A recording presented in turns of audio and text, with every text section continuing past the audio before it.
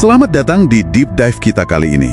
Anda udah berbagi laporan analisis yang menarik nih soal upaya membatasi waktu pesta di Kota Kupang. Jadi misi kita hari ini mau coba kupas tuntas lah aturan mainnya gimana, terus dampak nyatanya pesta sampai larut malam itu apa aja, dan solusi-solusi yang diusulkan terutama yang fokusnya ke pemberdayaan komunitas. Sumber kita ini kelihatannya komprehensif banget ya. Lihat dari sisi hukum, keamanan, lingkungan, sosial, sampai peran banyak pihak di Kupang. Betul. Intinya sih kita coba telusuri gimana kota ini berusaha menyeimbangkan ya antara tradisi perayaan yang emang semarak di sana dengan kebutuhan yang juga mendesak soal ketentraman dan ketertiban umum atau yang biasa disingkat Trantibum itu kan buat semua warga. Ya, soal mencari titik tengah gitulah. Batasin pesta sampai jam 12 malam, wita. Bahkan aparat kayak polisi udah bertindak berdasarkan ini ya, sampai ada kasus pembubaran paksa pesta syukuran wisuda di Osapa itu. Kedengarannya udah ada aturan, tapi gimana nih penerapannya? Nah, ini dia nih, agak rumit ternyata. Laporan ini nunjukin kalau kerangka hukumnya itu dinamis dan agak terfragmentasi istilahnya. Dulu waktu pandemi kan sempat ada surat edaran yang lebih ketat lagi, batasnya cuma jam 8 malam. Oh iya, ingat saya. Terus ada juga rancangan Prepda, Raperda, soal Trantibum yang lebih menyeluruh. Tapi ini masih dalam proses gitu. Jadi belum final ya? Belum. Jadi kesan kuatnya dasar hukum permanen yang benar-benar kokoh itu mungkin belum sepenuhnya ada. Nah, ini bisa bikin penegakan jadi kurang konsisten gitu. Meskipun ya ada juga payung hukum lain kayak Perda Provinsi NTT nomor 2 tahun 2019 soal Trantibum sama aturan soal sampah yang ikut dukung upaya ketertiban. Oke. Jadi bukannya nggak ada aturan sama sekali, tapi lebih kayak tambal sulam gitu, belum final. Paham. Jadi situasinya cukup kompleks ya dari sisi aturan.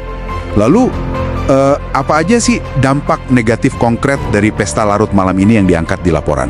Selain suara bising tentunya ya. Laporan ini cukup detail sih soal itu. Dari sisi keamanan dan ketertiban masyarakat, Kamtipmas, itu jelas ada peningkatan potensi tindak pidana.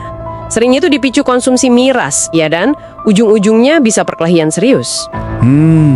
Bahkan, laporan ini nyebut insiden pengeroyokan fatal di pesta pernikahan di Kabupaten Kupang. Sampai ada korban jiwa. Waduh, serius itu? Iya, ini nunjukin betapa serius potensi risikonya gitu. Tragis sekali ya, itu baru dari sisi keamanan. Gimana dengan dampak lainnya? Lingkungan mungkin? Nah, dampaknya emang meluas. Kita lihat aspek kesehatan sama lingkungan. Gangguan utama ya jelas kebisingan. Suara musik keras itu kan. Buat ngasih gambaran nih, laporan ini narik data studi kebisingan di Bandara El Tari sana. Itu bisa sampai 97 dBA. Itu keras banget ya. dBA itu desibel kan? Iya, desibel akustik, ukuran kerasnya suara. Padahal paparan bising di atas 85 dBA selama 8 jam aja udah berisiko ngerusak pendengaran loh. Bisa dibayangin lah pesta dengan sound system gede gitu. Kebayang sih, pasti lebih dari itu ya. Bisa jadi. Terus soal sampah, wah ini masalah klasik tapi nyata banget. Kupang ini kabarnya udah berjuang nangani sekitar 234 ton sampah per hari. Wow, 234 ton per hari. Itu udah banyak banget ya, bahkan sebelum ditambah sampah dari pesta. Gila sih. Banget. Nah, pesta besar dengan sampah plastik sama sisa makanannya, ya jelas nambah beban ini secara signifikan kan? Iya. Nah, laporan ini juga nyinggung dampak sosial yang lebih luas, soal resiko gaya hidup hedonisme, terus pengaruhnya ke generasi muda. Ini semacam keprihatinan yang mirip alasan jam malam pelajar di kota lain gitu ya. Tepat, laporan ini ngelihatnya sebagai potensi dampak sosial jangka panjang. Bisa mengikis nilai-nilai tertentu, terus berpengaruh negatif ke perilaku remaja. Memang nggak dijabarin sedetail dampak keamanan atau lingkungan sih, tapi disebut sebagai salah satu dimensi masalah yang perlu diperhatiin juga dalam konteks ketertiban sosial secara umum. Oke.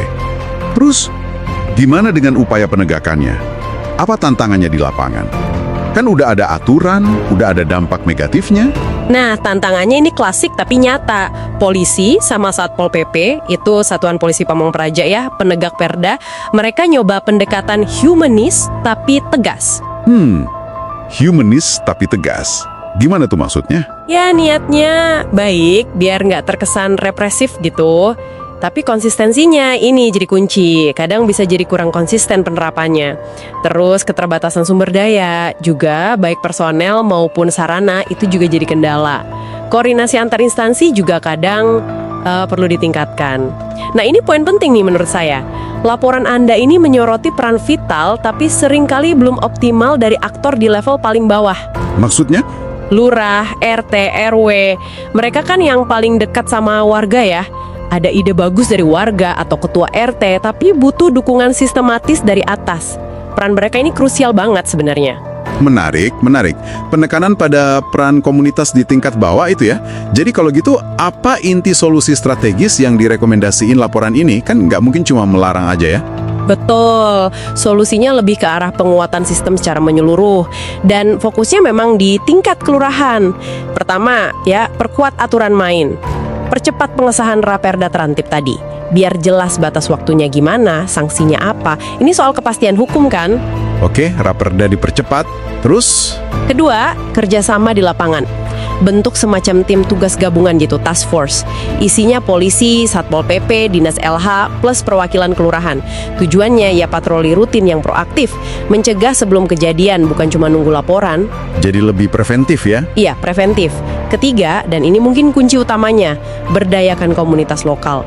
Kuatkan peran lurah RTW tadi. Kasih mereka kewenangan lebih formal, misal lewat sistem izin buat acara skala komunitas, sediain pelatihan, dukungan anggaran, dan mungkin hidupkan lagi Siskamling, sistem keamanan lingkungan swakarsa itu loh. Oh, Siskamling ya? Masih relevan ya? Masih bisa relevan kalau dikelola dengan baik dan didukung. Keempat, edukasi dan alternatif. Kampanye terus-menerus soal dampak negatif pesta larut malam. Tapi juga dorong acara komunitas yang positif. Contohnya di laporan disebut Pesta Raya Flobo Moratas yang gabungin budaya sama pesan sosial atau lingkungan. Kayak gerakan minim sampah gitu. Wah, menarik gitu. Jadi ada alternatif positifnya juga ya? Iya, jadi nggak cuma melarang. Oke. Jadi kalau kita tarik benang merahnya nih dari deep dive kita ini, ngatasin masalah pesta larut malam di Kupang itu butuh kombinasi aturan yang jelas, penegakan yang konsisten, tapi yang paling krusial tampaknya adalah memberdayakan orang-orang yang paling dekat dengan masyarakat. Lurah, RT, RW sebagai mitra utama ya. Tepat sekali. Ini bukan soal mematikan tradisi loh ya, tapi lebih ke menemukan harmoni antara ekspresi budaya sama hak kolektif warga buat hidup tenang dan aman. Laporan Anda ini sangat menekankan pentingnya penguatan tata kelola dari bawah ke atas. Leverage terbesarnya itu ada di komunitas itu sendiri sebenarnya. Oke, dan sebagai penutup nih, untuk Anda renungkan di rumah. Di luar semua aturan formal dan tindakan aparat, seberapa besar sih sebenarnya porsi tanggung jawab pribadi kita, baik si empunya hajatan maupun para tamu, untuk secara sadar gitu, memastikan bahwa kegembiraan mereka itu nggak justru ngerugiin lingkungan sekitar dan keharmonisan komunitas yang lebih luas. Sesuatu untuk Anda pikirkan lebih lanjut.